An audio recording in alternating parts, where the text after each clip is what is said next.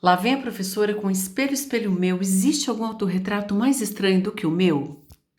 O gênero de pintura chamado de autorretrato, quando o artista reproduz a própria imagem olhando no espelho, é praticado há muito tempo na história da arte.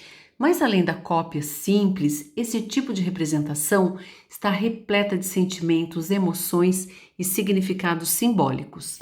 O Michelangelo, por exemplo, pintou sua imagem no centro do afresco Juízo Final, lá na Capela Sistina.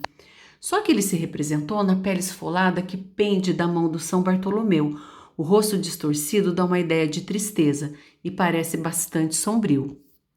Na mesma vibe, o pintor barroco Caravaggio não teve nenhuma vaidade ao se utilizar como modelo para a cabeça decapitada do Golias, que aparece decrépita com os olhos esbugalhados e expressa simbolicamente a decadência moral do artista. Diego Velázquez foi muito mais gentil consigo mesmo. No seu famoso autorretrato Entre a Nobreza Espanhola, ele porta suas ferramentas de trabalho, o pincel e a palheta, e nos encara muito elegante, com a certeza de que ele é o único ser humano que sabe o que contém na tela à sua frente. A holandesa Clara Peters viveu numa época em que as mulheres tinham muitos obstáculos para exercerem o ofício de artistas devido às limitações impostas pela mentalidade do século XVII.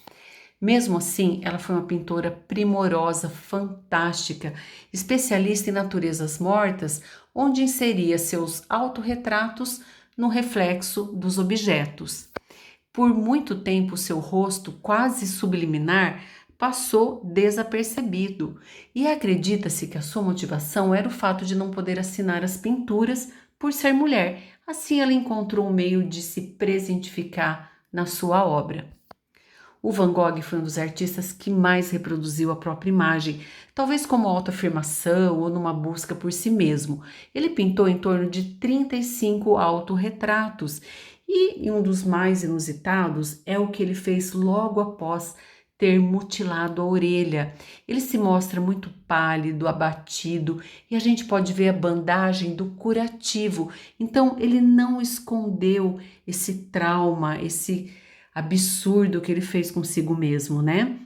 E o detalhe é que ele decepou a orelha esquerda, mas como ele pintou se olhando no espelho, no quadro a imagem aparece invertida.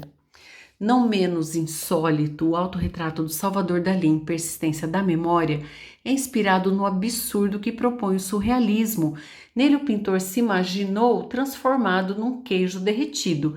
Então, a figura ficou tão estranha que alguns não conseguem visualizar nela a face do Dalí.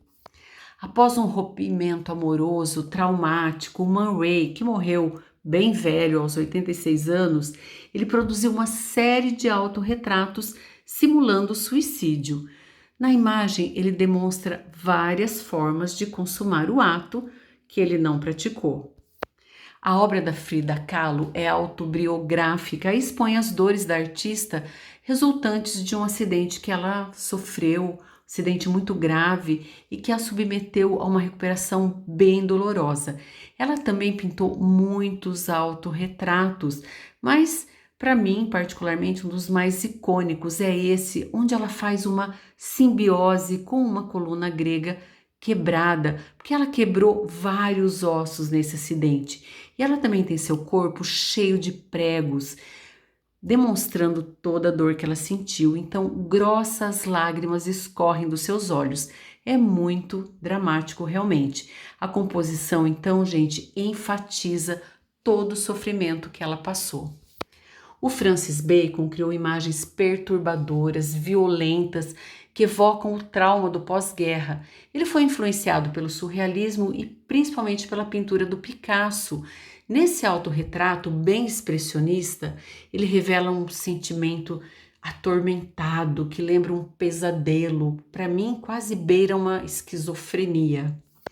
E não menos perturbador, o trabalho do artista contemporâneo Mark Quinn, que é uma escultura feita com molde do rosto do próprio artista, mas que é preenchido, pessoal, com 5 litros do próprio sangue do artista. E daí, na sequência, essa peça tem que ser congelada, porque se ela derreter, ela vai virar uma poça com 5 litros de sangue. Então, a cada 5 anos, esse artista produz um novo autorretrato, novamente utilizando o próprio sangue. Meio bizarro, vocês não acharam? Pessoal, eu espero que vocês tenham gostado. Se gostaram, inscrevam-se no canal, deem um like, deem um clique no sininho para ativarem as próximas notificações.